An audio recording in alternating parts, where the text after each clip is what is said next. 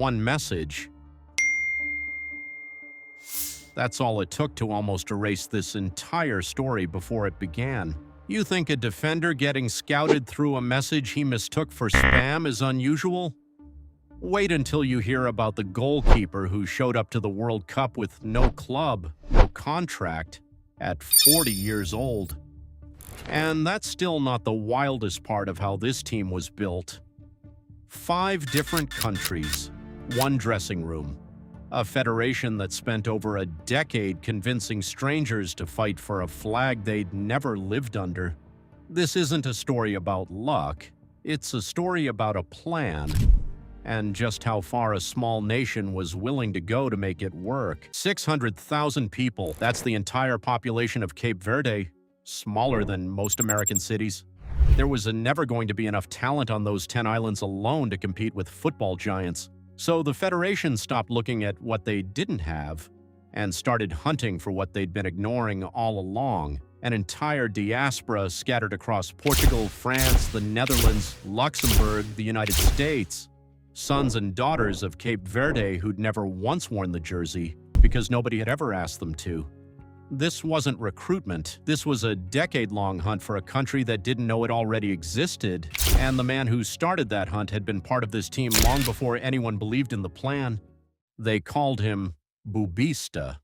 He had played for this national team himself, back when Cape Verde was virtually unknown on the world stage. He didn't leave when his playing career ended. He stayed. He rose through the coaching ranks. And in 2020, he took charge of the entire project. He knew all too well what it meant to be overlooked, because that was exactly what had happened throughout his own career. He wanted to revitalize football in the country, and he took more initiative than anyone else. After extensive research, he compiled a long list.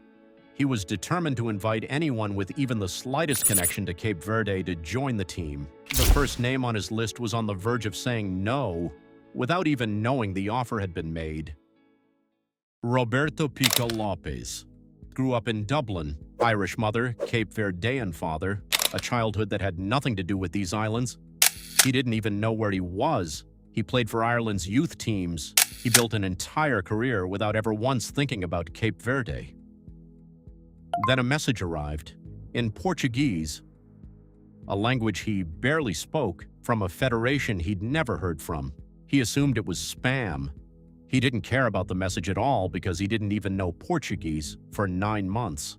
A second message came, this time in English, explaining they'd been trying to reach him for months. Only then did it hit him. This was real. He said yes. And the man who almost deleted his own destiny became one of the most important defenders at this entire World Cup. But here's what makes this story bigger than one man. Pico wasn't an exception. He was the first of many. There was another story just as important as his. Their goalkeeper walked into this World Cup with nothing. No club, no contract. A 40-year-old man. He couldn't even bring his mother to the tournament due to financial constraints. Yet now, despite being 40 years old, his name is being linked to the Big Five leagues. 19 years of professional football across 6 countries, and a career that was supposed to be quietly ending. Nobody was calling, so he showed up anyway. In the opening match, against a Spain side expected to win comfortably, he made 7 saves that shouldn't have been possible. Cape Verde held on. By full time, a man who woke up that morning with 50,000 followers went to sleep with over 1 million. And it didn't stop climbing from there. This was just the beginning for them. They never stopped and wrote one of the most epic stories in the history of the World Cup. A plan on paper means nothing until it survives contact with reality. Cape Verde faced Spain, a draw. They faced Uruguay, another draw. They faced Saudi Arabia, a draw. 3 matches, 0 losses. They became the first team to advance from the group stage without winning a single match. A group stage that should have buried them instead became the platform that launched them into the knockout stage. Only the second time in over a decade that a debutante nation had pulled off exactly this.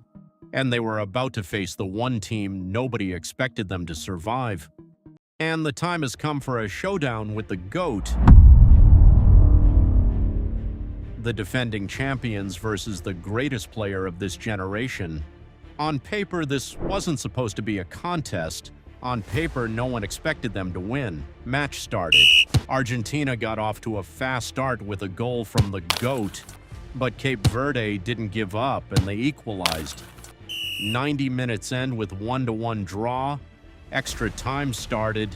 Argentina made a fast start again. But this time they were going to face one of the best goals of the year. It was tied at 2-2. Would the fairy tale actually come true?